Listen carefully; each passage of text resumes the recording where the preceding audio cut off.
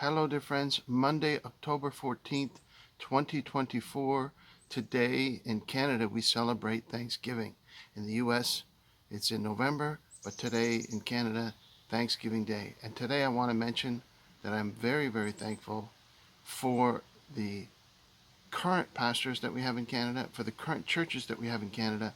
I've done a 4-part video series about Christianity in Canada in self-destruct mode. And I thought I would just add one more video since it's Thanksgiving to let you know that I'm not trying to give pastors and priests in Canada a hard time. I'm trying to goad them. I'm trying to prod them. I'm trying to motivate them towards strengthening their faith and strengthening their impact in our society today in Canada. I love the church that I attend. I'm very thankful for the resource that is there to have the ability to meet with other Christians and to fellowship and to have a place where I can go and worship God and pray to God in a corporate setting. I'm very thankful for that. There's no doubt about that. And I just want to make that clear as I finish this video series. And in my past church where I was banned, I have no residual beefs with anybody from that church either. I wish them well. I pray for that pastor that is there. He's a young guy. I pray that God blesses him, blesses his family, and blesses his mind and heart as he pursues his Christian faith to the best of his ability. That being said, the current group of Christian leaders in Canada are also on watch, and their parents who are pastors and Christian leaders are on watch during the time that the Christian population in Canada has gone from 99% down to 50%. So that tells you something. There is a responsibility there. I'm not just going to let them off easy. And as I mentioned in the previous video, the current leader of the Canadian Council of Churches, a fellow by the name of Notaboom, he did a sermon, the last sermon that comes up when you search for him anyway, on YouTube. He talks about how love is to love your neighbor, to love God, and to love climate justice. Last time I checked, that wasn't in the Bible, but that's his definition. His other video, he talks about how he's coming to terms with his white privilege. I'd love to have a conversation with him about my white privilege growing up with 8 siblings in a working class family, with an alcoholic father that was never around, being raised by Bugs Bunny and Fred Flintstone. Yeah, I'd like to talk to him about white privilege and how long the groceries lasted when they were brought into the house when I was young. But that's for another story. But he's got to work that through. And he also talks about how creation is love, that creation loves us, and we love creation. Why? Because he said that that's what Indigenous people believe. And so he wants to adopt that belief. And on and on and on and on about emptying himself. There's a famous American politician that said everything that goes woke turns to shit. Well, the Canadian Council of Churches is obviously woke. I mean, they meet twice a year. When was the last time you heard the Canadian Council of Churches, which is supposedly represents 85% of professing Christians in Canada, when was the last time you ever heard a spokesman on behalf of that organization, speaking on behalf of Christians in Canada, make a comment that was covered in the Canadian media, make a comment that was covered in the Canadian Parliament, make a comment that was covered at a municipal level, public school level, anywhere? They meet twice a year. What kind of impact are they going to have at all? Zero. And when the leader is woke in his mind, in his ideology, what kind of impact is that going to have? Zero. So when I talk to a Christian leader and say, hey, we should be talking out against the evil that's happening in the world, and they don't want to hear it, and instead they ban me from their discourse, that should tell you something. And I'm just going to cover a couple of things here. One is that the people will quote, oh, but you got to be humble. God is opposed to the proud, but gives grace to the humble. Absolutely. He says if you try and elevate yourself, you'll be brought down. but God lifts up the humble. Now I want to talk about Matthew 23 because this is the quote that's pulled out of there, and I want to show you the context of where that verse fits. One of the instances from Matthew 23. And, you know, this idea of humility being something associated with somebody that's quiet, soft-spoken, very emasculated, very effeminate, if you want to use that term, very,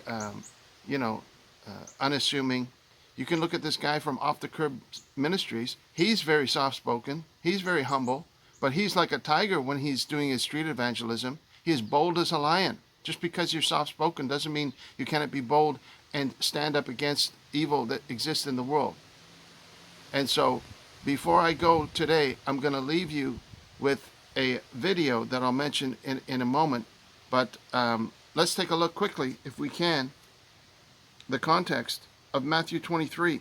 And in Matthew 23, he's talking about the scribes and the Pharisees. Who are the scribes and the Pharisees today? You have to do the math on that. He says, the scribes and the Pharisees, they sit in Moses' seats, but don't do, they say and do not. Don't do after their works, right? But follow what there is, what they're trying to tell you. He says they bind heavy burdens, grievous to be borne, and lay them on men's shoulders. Remember we talked about that earlier? The strategy of guilt, putting people down. And this is what they say. They're constantly doing that. And this is the trump card. I should just mention this as well, that the Christian leaders will always have at their disposal. And that is the accusation of the person not being a real Christian. See, anytime they get any type of pushback, they'll say, well, they're not a real Christian. Any Christian leader that would look at me or hear me speak for any amount of time, they will never watch a video like this because it's not produced by somebody with a Master of Divinity degree. They have to only listen to other Christian leaders, right? And so they'll say, well, he's not saved. He's not a real Christian. Listen to John MacArthur, right? Any type of individual within his own church is probably not saved. In his own congregation says, well, you're probably not a real Christian. You're probably not really saved because of X, Y, and Z, because you sin this way or that way. Scripture says that if we don't have sin, we're deceiving ourselves, right? Yes, we have sin. But I confess Jesus as Lord. I believe God raised him from the dead. He's my hope. He's my Savior, right? And they deny that. They say, oh no, he's not a real Christian. Don't listen to him. And so let's look at Matthew 23. He said, they do their works to be seen of men, right? They enlarge the borders of their garments. They make broad their phylacteries. They love the chief place in the synagogue and to be called of men rabbi, teacher, pastor, priest. They love to be called father, right? They wear that scarf around their neck with the rainbow colors. They love to wear that, right? But he says, don't be called rabbi, don't be called teacher, because one is your teacher, and you're all brothers, right? And call no man your father on the earth. He says you're not supposed to call somebody father. Oh, father this, father that. For one is your father, even he who is in heaven. This is Jesus speaking, right? Neither be called master, for one is your master, even the Christ. These martial artists, they say, this guy is a master, and that guy is a master. It's all crap. But he that is greatest among you shall be your servant, right? We have to serve others. And here's the verse. Whoever shall exalt himself shall be humble. They say, oh, you're trying to exalt yourself. I'm not trying to exalt myself. I'm trying to exalt the Christian faith. I'm trying to exalt Jesus Christ. I'm trying to exalt his words. I'm trying to exalt belief in God. That's important to strengthen the morality of our society. And whoever shall humble himself shall be exalted. There's right in the middle of this passage. He says, whoever will exalt himself will be humbled, and whoever shall humble himself shall be exalted. Who exalts himself? The preacher at the front of the congregation, pointing his finger at the people, saying, oh, you did this wrong, you did that wrong, you can't speak out. You're not allowed to talk like that. You have to just turn the other cheek and humble yourself and lay down and die to yourself like Jesus did. Constant. Look at the Clergy Coaching Network, the Facebook group with over 30,000 followers. Constantly. Oh, if you try and belittle somebody else, that's not from God. That's not love. That's the post they put out yesterday, saying if you belittle another person, that's not from God. That's not love. You're not following God. You're not a real Christian.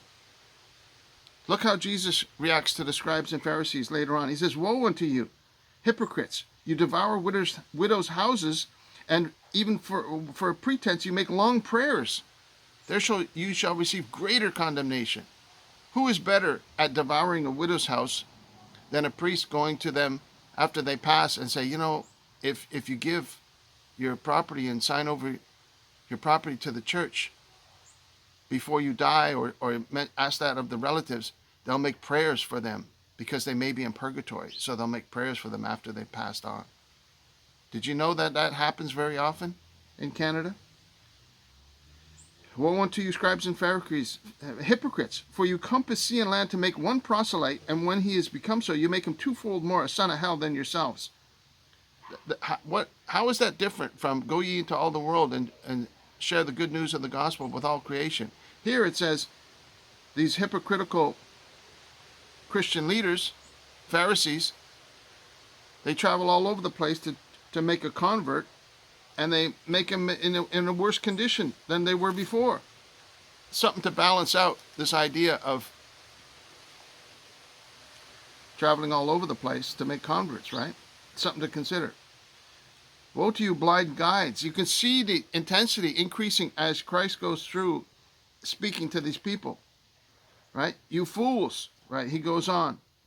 And he goes on and on and on about all these things they're doing, that they're not worshiping God properly, that they're being hypocritical in their actions and in their deeds, about their traditions, right?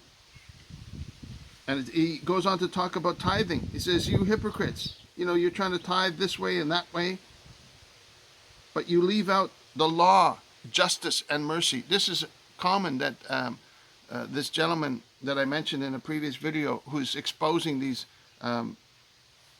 for whatever reason, in this instance, it was Pentecostal preachers that were talking about you should tithe 100%, and if everybody tithed 100%, and he's talking about these people that are worried about tithing in all these different ways, and he says you've left out the more important things: law, justice, and mercy. The matters of the law, the weightier matters of the law, which is justice, mercy, and faith. Sorry, I read that wrong, right?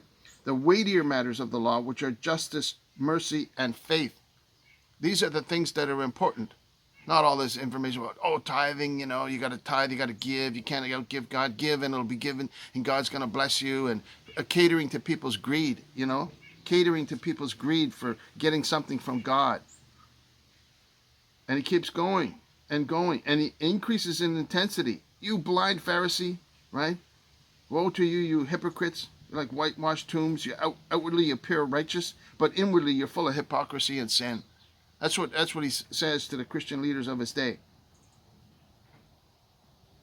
He says, "Fill up then the measure of your fathers," right?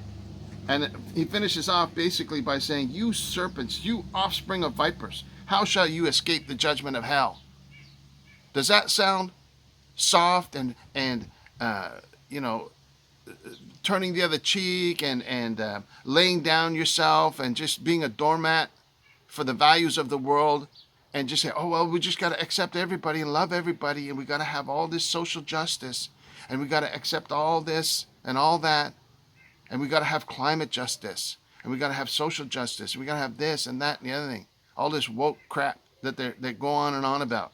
That he says, "You serpents, you offspring of vipers, how shall you escape the judgment of hell?"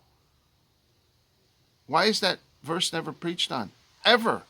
I've never, ever in my life of over 50 years heard a sermon that mentions that scripture. Ever.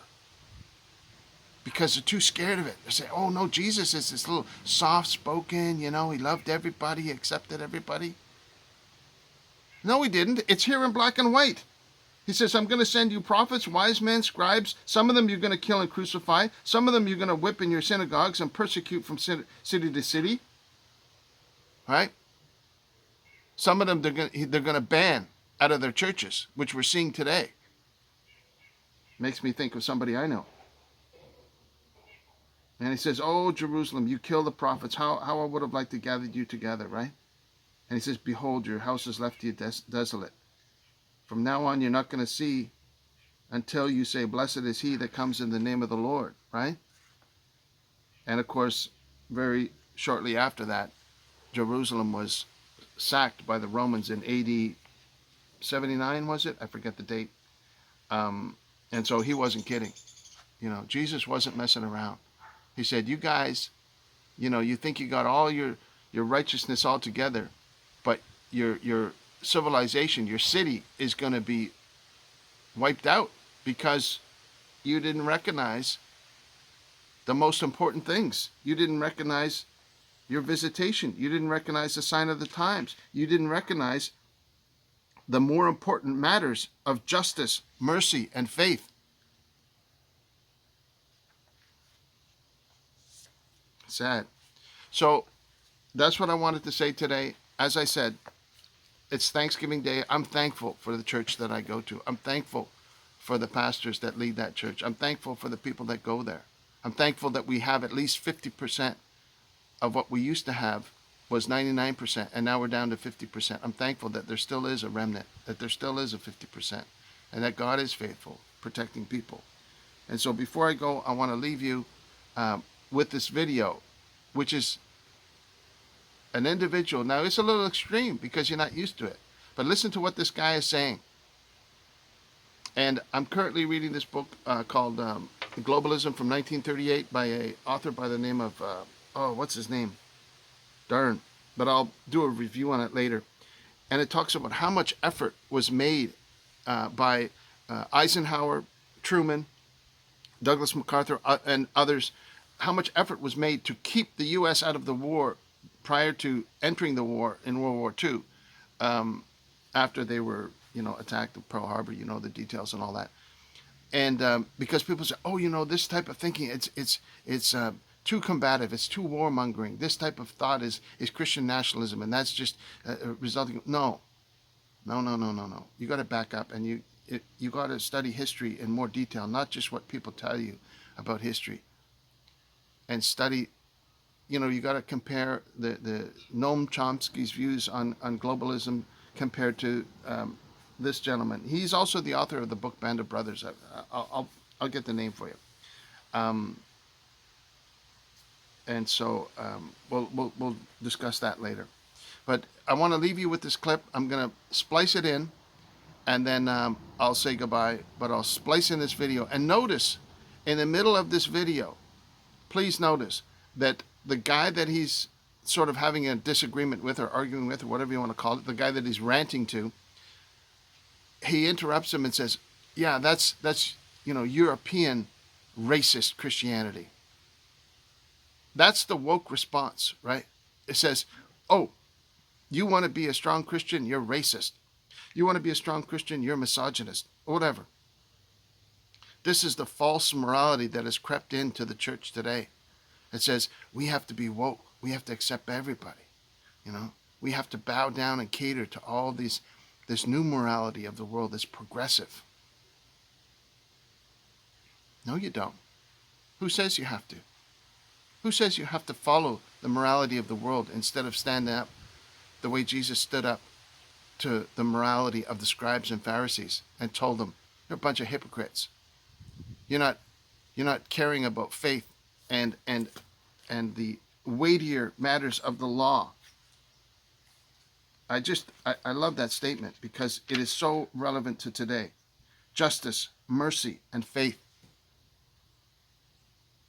They say, "Oh, it's social justice. It's climate justice." That's not what Jesus is talking about here. Right? Justice, mercy, and faith. And they say, "Oh yeah, it is. Jesus is talking about climate justice." Okay. Have your woke ideology, enjoy it, and see where that takes you. See where that gets you. It's gotten you from 99% of people in Canada confessing, associating themselves with the Christian religion, to 50% over the course of 100 years, and accelerating over the past 30, 40 years. That's where woke ideology takes you.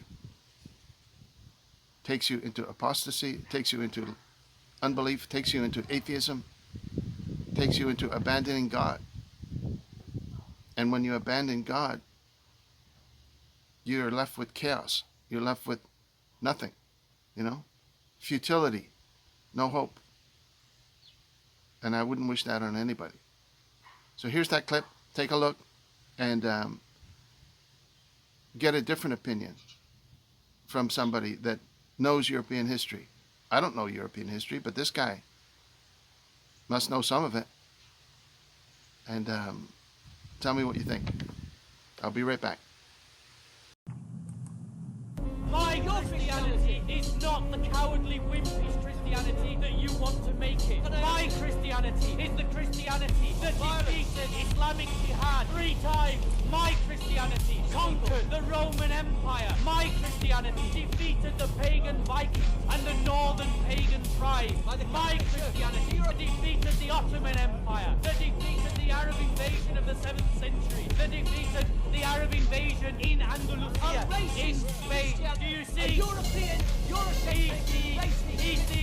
Oh no, this is where you're wrong, because the Ethiopian Christians who follow my kind of Christianity defeated the Muslim invasion from Somalia and Egypt. My Christianity is the one followed by the Armenians and the Georgians who defeated the Persians, Zoroastrians and the Muslims. My Christianity is not for wimps. You're complaining about it because you are. So there you have it, right? A little different, isn't it? It's a little different from what you'll see in a Christian church in Canada today. But he's probably got some good points in there, about how it's important to strive for the faith, to stand up when there is unrighteousness running rampant and sin running rampant in our society, and say, no, it shouldn't be like that. So God bless you. Thank you so much for watching. I love you very much on this Thanksgiving Monday. I pray you have a blessed day. I pray that you're able to spend time with people you love wherever you are. And don't forget that God does love you very, very much. He's put you in the center as the apple of his eye. He focuses on you. He wants to see where you're able to save your world, within your family, within your workplace, within your circumstances. And he wants to give you victory so that you can put to flight 1,000, so that you can put to flight 10,000, so that you can have victory in all areas of your life, socially, financially, in your relationships. God loves you very much, and he's more than willing to give you the kingdom. So put your hope and faith in him. Ask him for help, and he will help you. Ask him for more faith. He will show you how to have more faith. Feed on the words of God. Feed on the words of Christ, and he will strengthen your faith. He'll fill you with his Spirit, and he will give you victory in all things. God bless you. Thank you for watching. We'll talk to you soon. Bye for now.